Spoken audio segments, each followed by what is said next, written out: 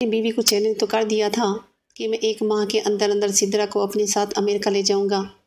اس کے لیے مجھے پیسوں کا بندوبست کرنا بہت ضروری تھا۔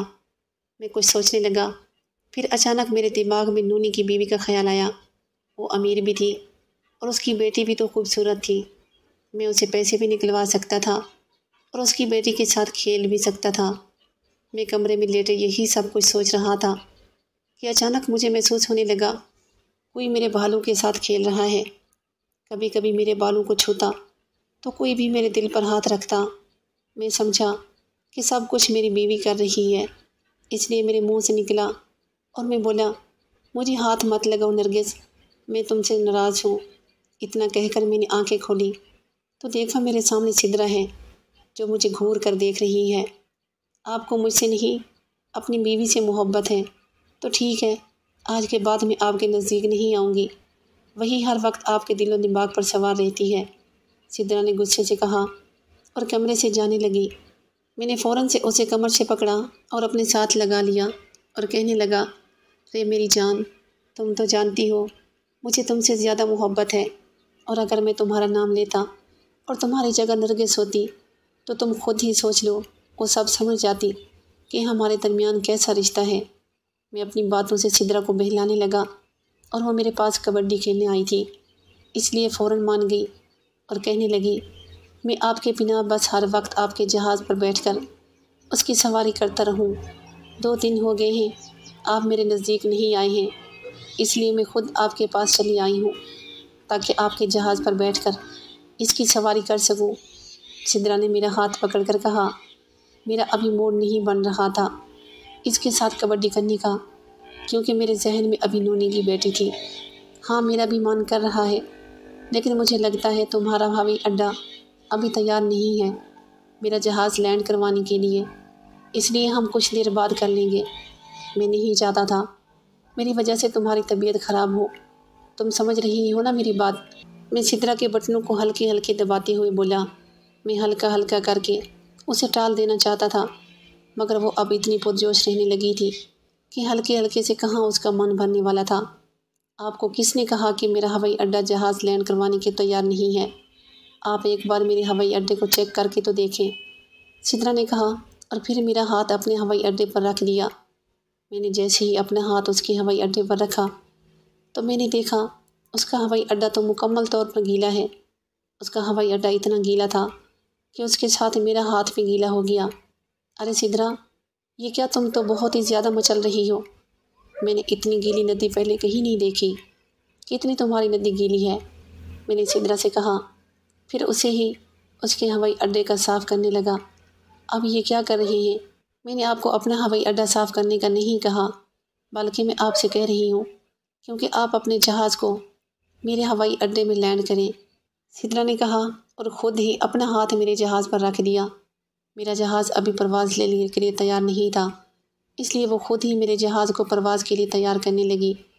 5 منٹ بعد میرا جہاز بھی لینڈنگ کے لیے تیار ہو گیا اور پھر میں نے سدرا کے گیلی ہوائی اڈے پر ہی اپنا جہاز لینڈ کرنا شروع کر دیا۔ اس کا ہوائی اڈہ گیلا تھا، اس لیے میرا جہاز ڈولنے لگا تھا۔ میں آج سدرا پر کوئی بھی رحم کھانے والا نہیں تھا، اس لیے اپنے جہاز کی سپیڈ تیز کر دی۔ جیسے ہی میرا جہاز کا منہ سیدھا سدرا سے ہوائی اڈے کے اندرونی حصے میں داخل ہوا، وہ مچل اٹھی، مگر میں نے انہیں اپنے جہاز کی سپیڈ تیز کرنا شروع کر دی۔ میں کبھی اپنے جہاز کو اندر کرتا تو کبھی باہر کرتا، ہم دونوں خوب ہل رہے تھے۔ مجھے مزید جوش آنے لگا اور میں نے سدرا کے بٹنوں کو بھی پریس کرنا شروع کر دیا۔ سدرا کو 10 منٹ بعد ہی سکون مل گیا تھا، لیکن مجھے سکون نہیں مل رہا تھا، اس لیے میں جہاز چلانے لگا۔ 1 گھنٹے تک میں نے جب خوب تیزی سے اپنا جہاز چلایا، سدرا کے ہوائی اڈے کا پورا حشر ہو گیا۔ وہ لال سے لاڑ پڑنے لگا۔ ابو اب بس کر دیں، میں بے ہوش ہونے والی ہوں، سدرا نے مچلتے ہوئے کہا۔ ہاں ٹھیک ہے، بس کر دو، 2 منٹ مکمل ہونے ہی والے ہیں، میں نے کہا اور اپنی سپیڈ سلو کرتے کرتے آرام سے جہاز کو اسی کے آخری مقام تک پہنچا دیا۔ میری بیٹی کو اچھے سے سکون مل گیا تھا۔ میری بار بار لینڈنگ کرنے پر ہوائی اڈہ کافی ہموار اور چوڑا ہو گیا تھا، اس لیے وہ اب آسانی سے برداشت بھی کر سکتی تھی۔ ادھر آپ میرے پاس ہی لیٹ گئی اور کہنے لگی، ابو آپ پلیز کچھ کریں، میں آپ کے ساتھ امریکہ جانا چاہتی ہوں اور وہاں دن رات کھول کر آپ کے ساتھ کبڈی بھی کھیلنا چاہتی ہوں۔